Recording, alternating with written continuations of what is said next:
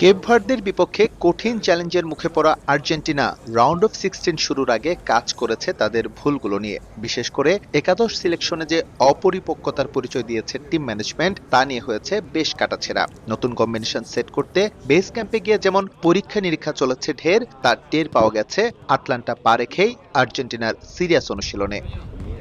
সূত্র বলছে round of 16-এ Egypt ম্যাচে অন্তত 3 পরিবর্তন নিয়ে মাঠে নামছে আলবিসেলেস্তে। আস্থার প্রতীক হয়ে উঠতে না পারায় এই ম্যাচে শুরুর একাদশে জায়গা হারাচ্ছেন লাউতারো মার্তিনেজ আর থিয়াগো আলমাদা, এটা প্রায় নিশ্চিত। তাদের জায়গায় আসছেন হুলিয়ান আলভারেজ আর লিয়ান্দ্রো পারেদেস।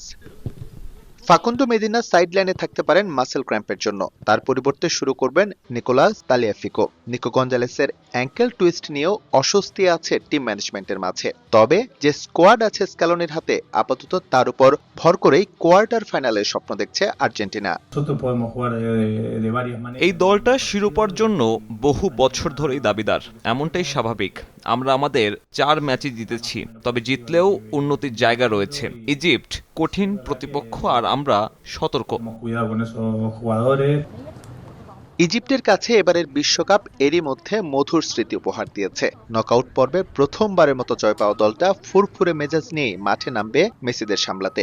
একই সঙ্গে দলে মো সালার মতো ফুটবলার তাদের আত্মবিশ্বাসের পালে যোগাচ্ছে বাড়তি হাওয়া। যদিও অস্ট্রেলিয়ার বিপক্ষে পেনাল্টি শুটআউটে জিতে আসা দলটা বেশ সাবধান আর্জেন্টিনাকে নিয়ে। দিন শেষে আর্জেন্টিনার ডিফেন্ডিং চ্যাম্পিয়ন, তাদের প্রতি পূর্ণ সম্মান। তবে সম্মান রেখেই বলছি, আমাদেরও নিজস্ব ধরন আছে। তাদের শক্তির জায়গা জানি এবং সামলাতেও প্রস্তুত। এখন পর্যন্ত ইজিপ্টের সঙ্গে 2 বার দেখা হয়েছে আর্জেন্টিনার, 2 বারই জিতেছে তারা, যার শেষটা এসেছে 2008 সালে ফিফা ফ্রেন্ডলি থেকে 2-0 ব্যবধানে। কেপ ভার্দের বিপক্ষে কঠিন একটা ম্যাচের পর আর্জেন্টিনা এখন বেশ সাবধানী ইজিপ্ট ম্যাচ নিয়ে। এরই মধ্যে বিশ্বকাপ থেকে বিদায় নিয়েছেন লুকা মদ্রিচ, নেইমার এবং ক্রিস্টিয়ানো রোনালদো। লিওনেল মেসিকেও যাতে মধ্যপথে বিদায় নিতে না হয়, এজন্য গুরু দায়িত্বটা পালন করতে হবে তার সতীর্থদের। একই সঙ্গে দৃষ্টি রাখতে হবে টিম ম্যানেজমেন্টকেও। এস এম ইকবাল, সময় সংবাদ, যুক্তরাষ্ট্র।